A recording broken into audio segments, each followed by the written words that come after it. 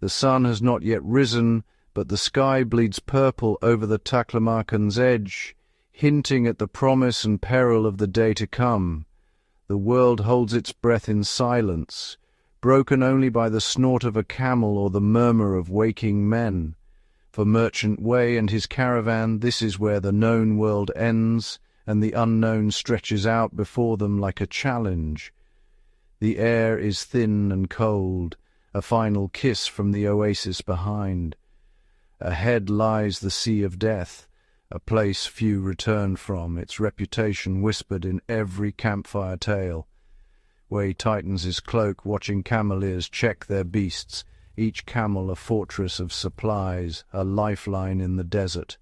The animal's groans are the first notes in the day's symphony of hardship, echoing the uncertainty that hangs in the air.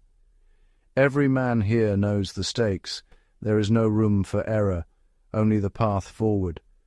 Sunlight crests the dunes, painting the sand gold and orange, as if the desert itself is waking. Dunes rise like sleeping giants. There are no trees, no birds, only sand stretching to infinity. The beauty is stark, and it is lethal, a reminder that nature is both magnificent and merciless. This is a world of earth, sky, and the fragile thread of life daring to cross it.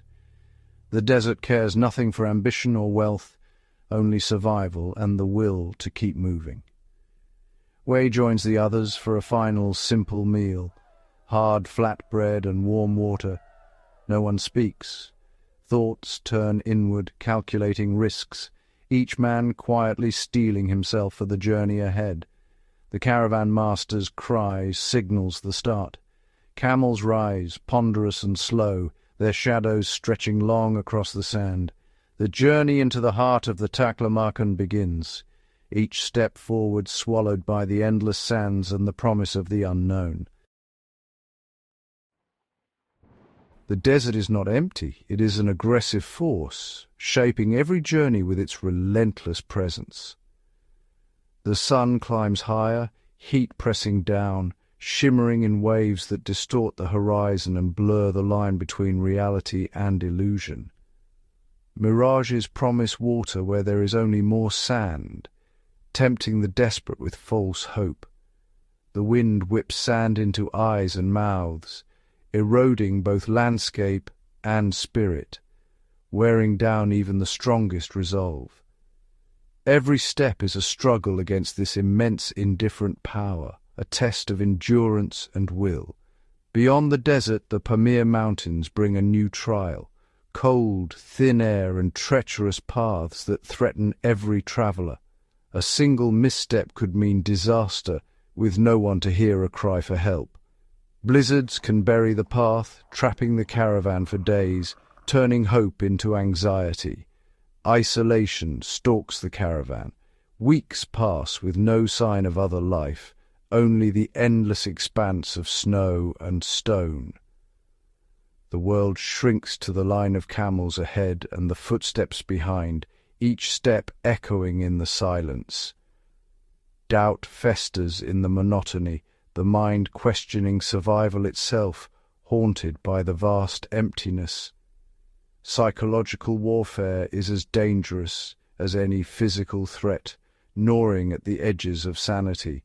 Morale and community bonds are essential to resist the madness of solitude, forging unity in adversity.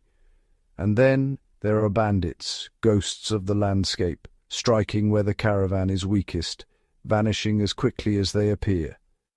An encounter is a violent test of resolve, a moment where survival hangs in the balance.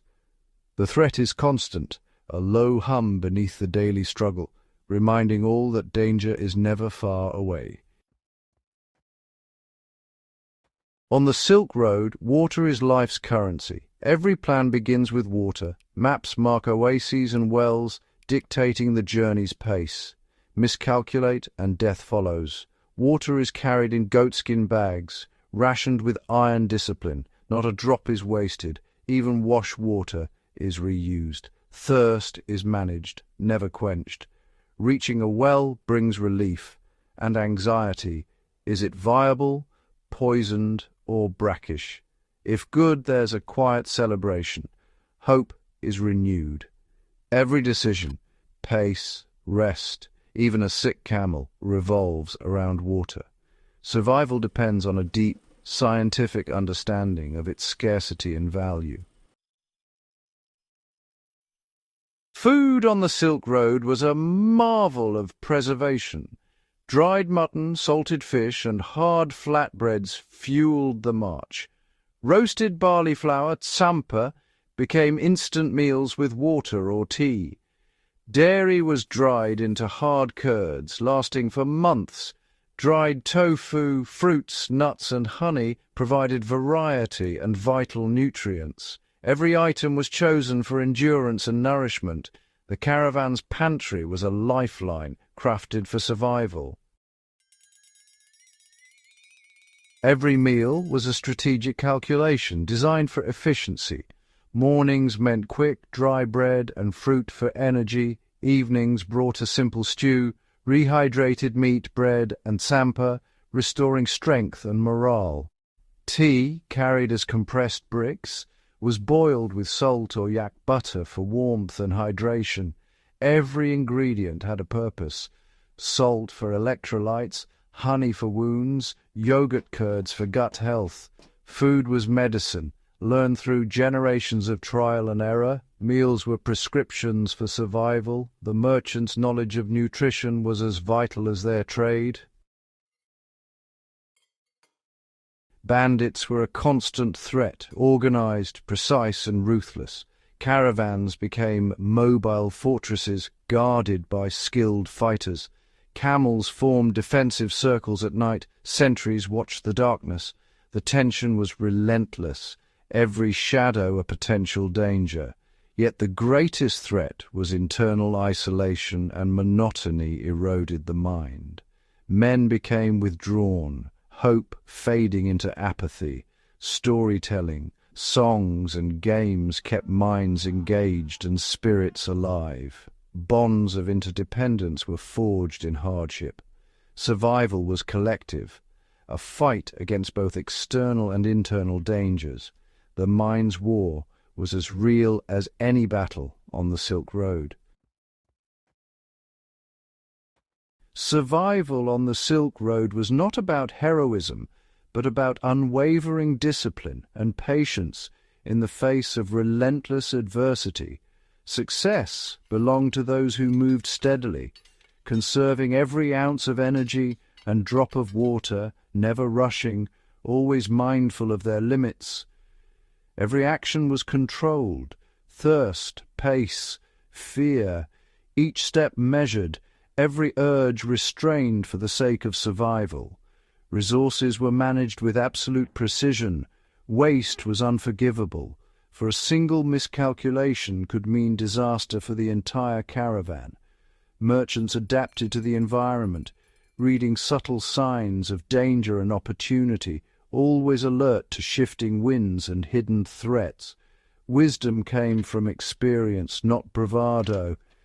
The seasoned learned to listen to the land and to each other.